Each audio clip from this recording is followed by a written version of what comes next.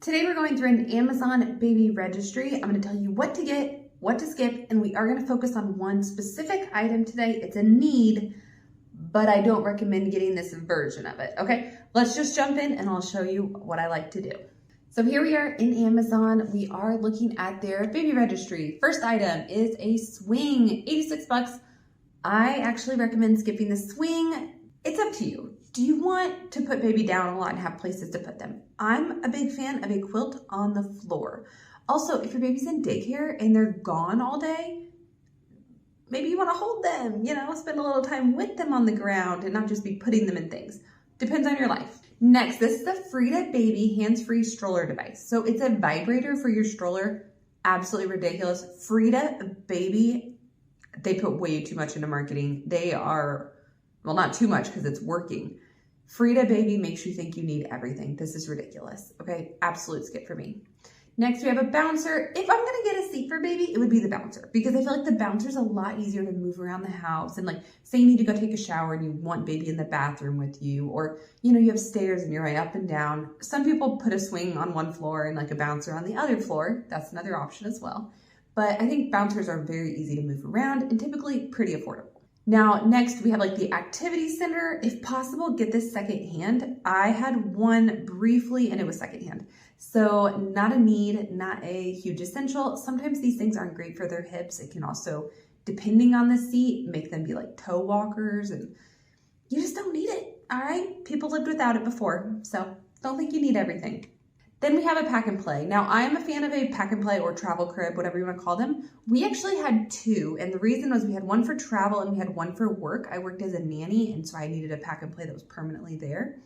We got two different styles. So we got one like this, where the baby actually is like more on the ground versus the other pack and play, they're a little more elevated. Pros and cons. If the floor is like warm, this is fine. But when we used the pack and play like this in like the basement, it was a little cold. I almost felt like I needed to put a quilt under it, And then my parent-in-laws, my mother and father-in-law, their floor is concrete. So baby was just like on concrete on this with a very small cushion in there. Versus the pack and play, I just feel like if they hit their head or something crazy, they were off the ground. So pro and con there. This style can pack up smaller potentially. So if you are needing to travel and maybe you're tight on space or trying to like fly with it, this could be easier. So do your research and definitely do what fits your lifestyle. The most important thing to me is no bells and whistles, okay? Don't get the Cadillac, get the simple model, okay? Trust me on that. Next item is a bath support. So it's up to you how you want to bathe baby. Some people take a bath with their baby, they take a shower with their baby, they try the kitchen sink. We used Angel Care bath support. It wasn't awful, but it wasn't the best. It's bigger than it looks. It didn't fit in our sink very well. We did need to use it in the bathtub, and that can take up a lot of water. I think if I did it again, I would actually go more like this style over here with the Frida tub. So I probably want to do Frida just because I feel like they're cray-cray, but I would find the cheapest one possible. It doesn't need to be expensive. It's just a piece of plastic to bathe your baby in, but you use a lot less water. You could do it on the kitchen countertop. Doesn't hurt your back as much leaning over. So I would do a small tub rather than a support that goes in the tub. Next we have, well, let's jump back here to these two hooded towels, 32 inch by 32 inch. I prefer bigger if possible. Try for a toddler towel or even a small child towel versus baby. Try to skip the baby. They outgrow them quickly, okay? Then we have the control cup. It's just a cup to pour water on their head. Just get a plastic cup. You have some in your home. You don't need to spend 10 bucks on this. Put that towards diapers. Then we have a changing table pad and then the covers for it. I'm not a fan of this. What we did with both our babies, we had their crib in their room and then we had a guest bed. Sometimes I slept on the guest bed as needed. Also, it was our changing station. So we had the guest bed all made with the comforter, put a quilt on top of it like a baby quilt, and I'd have their diaper caddy there with all the diaper supplies. And that's where I would change them. It worked great. So for me, I don't think you need this. Now, I will give them credit. $20.99 and $18.99, very good price. These things can be absolutely outrageous. So that is a really reasonable price. Okay, so good thrifty shopping. I'll give them that. Johnson's & Johnson's, we got some Desitin and maybe some wipes there. It's up to you if you want to buy the essential kits or if you want to look at specific items. I wasn't really impressed with Johnson & Johnson. I would maybe try something like a Vina or a Cetaphil or something like that. definitely try for clean and no fragrance if you can. Then we got the Diaper Genie. Now, when I talked about my diaper setup, Diaper Genie was not a part of it. So we had the Diaper Caddy to pull out the clean diapers and, if you've got your Desitin and all that. But I threw the diapers in the kitchen trash can. If they were poopy, I would bag them up and put them in the kitchen or take them out to the garage. But I did not use a Diaper Genie, didn't want one, didn't like one. I've babysat and nannied, and I had never had a desire for a Diaper Genie for my own home. All right, for me, it is a skip. All right, this is the item that I've been talking about. We're gonna take a deep dive, but it is a Maxi Cozy Moa 8-in-1 high chair. I don't like 8-in-1. You're gonna primarily use this one way. And when you use it that way, you will potentially have extra parts and pieces. Let's take a deeper dive into this high chair. So like I said, it's 8-in-1. So let's quickly see if I can click on the 8. Okay, so you got full high chair. High chair when you took off the tray. Okay. Then you can turn it into a booster seat without the tray. What is the difference? Okay, this one has like a stand on the bottom, like little legs to give you a little more height. This one is lower. So I would imagine this is actually like you go from infant to maybe like this version. Then you can turn it into like a stool for them to sit at the kitchen table with you. And then you can turn it into a little table and chair. Why do I recommend not getting this? Well, first of all, if you go from this to this, where are those extra parts and pieces going? You are storing them. All right, all of a sudden you have extra things needed here. Look at that little like base. Where are those pieces? Or look at the extra straps. Where are those hiding? Now, some high chairs, they're good at hiding them and they are built into it, but other ones, you're gonna have to store them somewhere. If you're doing this, you're definitely storing pieces. And then when you get down to this, okay, my kid might be 3 and 4 and enjoying this, but like I have parts sitting in a closet for 3 or 4 years. Also, okay, my kid is 3, they're using this. What if you have another baby? Then you're going right back to the high chair and you're not using the 8-in-1. I would much rather get an item that is specific for the need and try to find an item with a long life to it. All right, I'm gonna show you the booster seat that I recommend, and also why do I recommend booster seats over a high chair? Okay, this is the type of booster seat that I recommend, okay? This isn't exactly the one we have, but we bought our secondhand and I cannot find a link for it exactly. I don't know why. It works for a really long time. It can work really well. If you find one better than this, great, but the tray can come on and off. When it's off, it's stored. You will have an attachment here, like buckles to attach it to a chair, obviously, so we are safe. And then the one we had, so this gray insert, which it looks like based on that crack there, it comes out. So when baby's little, the gray insert kind of holds them in good. And as they get older, you can take out that extra padding and have more room for their legs and their booty. So it grows with them a little bit. It's small if you need to travel. Oh, wait a minute. Yep, the back goes off, which I don't know why you would need the back on or off. I would just leave the back on. Saying dishwasher safe. For me, the booster seat is the way to go for multiple reasons. One, if you're traveling, this can travel with you in the car very easily. High chair cannot. If your home or your kitchen feels crowded, this fits at your kitchen table, which already takes up room. Putting this in a chair doesn't take up much more room. Having a freestanding high chair takes up a lot more room in your kitchen. Now, if you're a family of 4 and you have a 5th baby and you want them in a high chair, okay. But for a first baby, I would rather them be at the table with us. Again, less space. And also I want them to learn to eat at the table as a family. That is something we've been very rigid about in our household, our personal preference, but I prefer them to eat with us at the table. If you are worried about them nicking your table, use the tray. Once you think they can eat at the table with maybe a placemat, or you just feel comfortable that they're not going to nick up your table, take the tray off, push them up to the table. That is my recommendation. I will link this booster seat, or I think I will have one similar. So in the description, there is a section where I have a link for my services. I have a link for the products seen in this baby registry. And then I have another section that says like my favorites or products I typically like to recommend. And those are just some of my personal favorites that maybe weren't on this baby registry, like booster seat, the hatch light, things that have served me very well. So that is my argument against the high chair. Maybe it works for you. For me, I think the booster seat is the way to go. Now let's go ahead and jump back into the baby registry. Okay, and from there, let's talk about the bibs. I think I might have got these bibs, or they're really, really similar. The silicone pack 3 bibs, love them. Okay, now, do I love them for an itty bitty newborn who's like drinking milk? No, these are rubber. These are for food. Okay, but they wash out so easily. It's not adding more laundry. It's not like you need 10 bibs because they're constantly in the wash.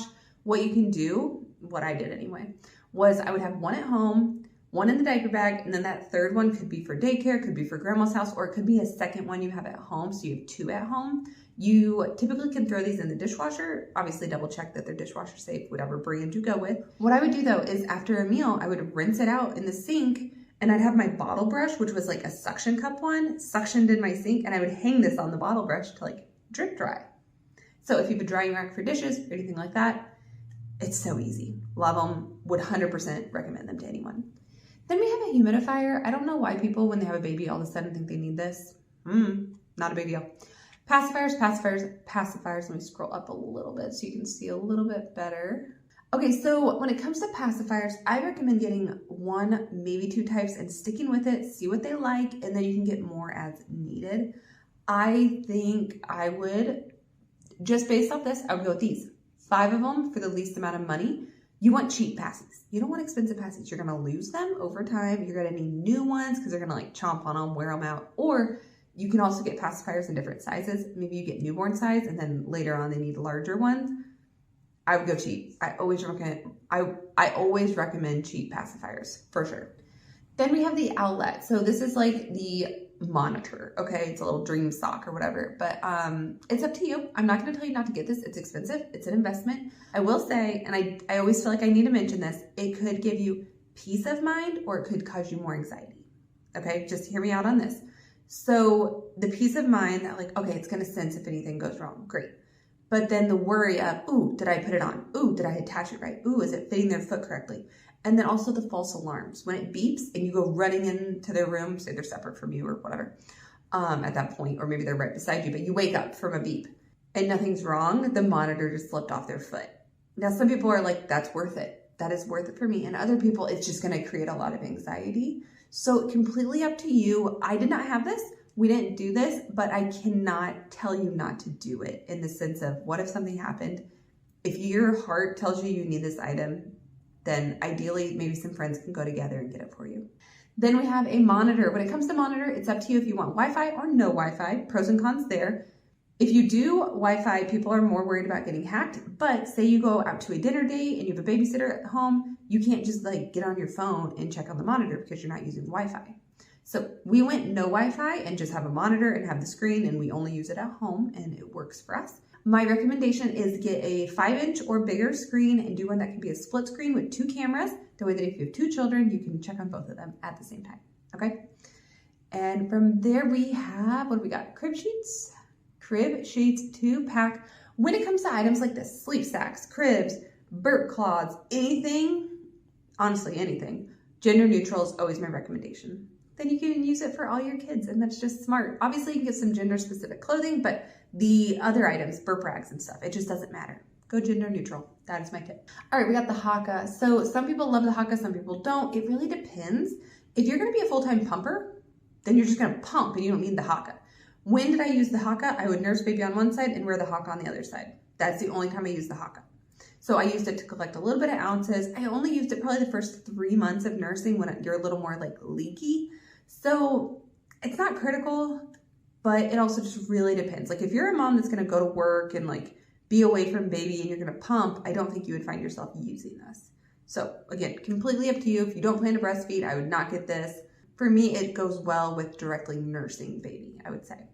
Then here we got a Mom Cozy hands-free wearable pump. If you're gonna pump, this is the way to do it. Hands-free, cord-free, wearable in your bra. You can walk around. You can't tip 100% because you'll have spillage, but you can at least do things very vertically, okay? And you can at least like walk around your house. You can kind of carry baby. Obviously, like you gotta watch that they're not messing up with your pumps. But if you are really considering pumping, something like this is wise to invest in. I would put my money in something like this over, say, that Diaper Genie or Diaper Pail. All right, curses and strollers. So we got a car mirror. It says they only want one. You can do a mirror or you can do camera. They have cameras out there that are actually like 40 bucks. They're pretty affordable, not much more than the mirror. So up to you if you're interested in that. A couple of teethers.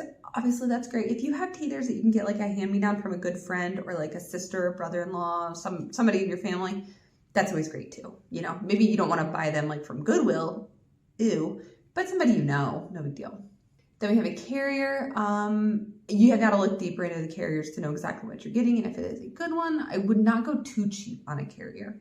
Then we got a tummy time mat. I would just use a generic quilt over a specific mat, but that's just me being me. Okay, Frida Baby, Medicine Passy. I didn't have this item, but it's probably not a bad one to have. But the key here is, will your baby even suck on this passy? Because if it's not one they're familiar with, they might not even use it, so it might not help in the long run. Let me move up just a little bit here. Hopefully you can see this. This is the electric nail file. We just use clippers, but I will be honest, they are tricky. So if you want this, go for it. Then we've got Tylenol and Zarbee's Essentials. So this is a little essentials kit, up to you. You're gonna need the medicine at some point, but you don't wanna get it so early that it expires. So there's a give and a take there. Okay, next we have the Dreft laundry detergent, like starter kit. My thoughts on Dreft are everyone in the family using Dreft or just the baby? Because it doesn't make sense. Baby's gonna be on mom all the time, touching your clothing. Okay, their face is all up in you, the carrier, the car seat. I just feel like if your laundry detergent's not safe enough for baby, why are you using it in the first place? Okay, so do your own research on that and have your own thoughts. But for me, Dreft is kind of a skip, but I guess it depends on how you're going about it.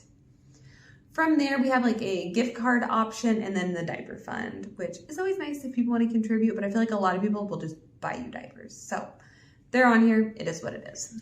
With that though, I hope I gave you some thoughts on the items in general on this baby registry, as well as the high chair and what I recommend and what I just think is a wise decision. Now, obviously every home, every life is going to be different. All right, you get what suits your needs. And with that being said, I want to mention my link down in the description where I offer my baby registry review services, okay? I love doing this and I would love to do this for your baby registry, all right? But we are gonna tailor it to you, okay? Do you have stairs? Do you plan to have more children? Do you have a pet? You know, what are we working with and what are we working around? You know, do you need a baby gate? That wasn't on here. There's so many things that we can go through and work on specifically for you. All right, and if any of the items on this baby registry piqued your interest, those will be linked in the description as well as in the first pinned comment. Okay, so you're welcome to check any of those out. They will be affiliate links. And in the meantime, there are more videos just like this on my channel. Check those out. I hope you got some pointers from this, or at least some thoughts while making your baby registry. All right, see you in one of those next videos. Until then, have a great day.